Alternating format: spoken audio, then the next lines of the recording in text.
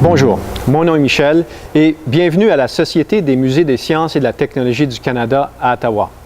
Présentement, je suis dans une de 4 installations d'entreposage des artefacts. Celle-ci, étant 3300 mètres carrés, abrite au-dessus de 1800 artefacts des collections agricoles et de transport. Ce court vidéo vous montrera quelques-unes de ces technologies. Donc, la technologie que nous représentons ici est un bateau à double pointe de marque John Cockburn.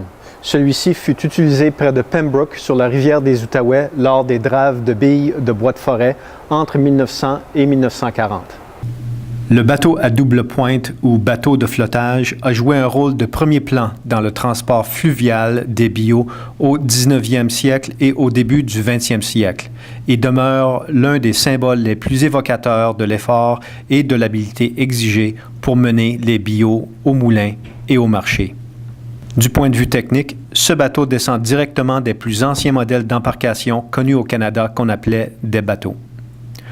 Au début du 19e siècle, alors que le bateau perd de sa vogue aux dépens d'autres types d'embarcations, ses qualités de robustesse, prix modique de construction, faible tirant d'eau et performance nautique seront adoptées et perfectionnées par les forestiers de l'Est du Canada. Parmi les constructeurs les plus connus de bateaux à double pointe, on note le Cockburn qui a été fabriqué à Pembroke en Ontario durant 3 générations à compter des années 1860. Cette magnifique embarcation reflète plusieurs des caractéristiques des bateaux Cockburn. Fond en vitre troqué peu profond, assemblage des côtés à tenons et mortaise et revêtement rouge distinctif.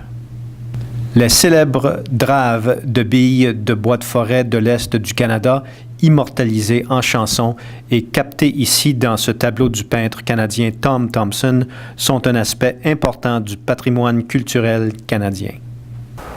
Pour en savoir plus au sujet de nos collections, s'il vous plaît, visitez le Musée des sciences et de la technologie du Canada, le Musée de l'aviation et de l'espace du Canada ou le Musée de l'agriculture du Canada.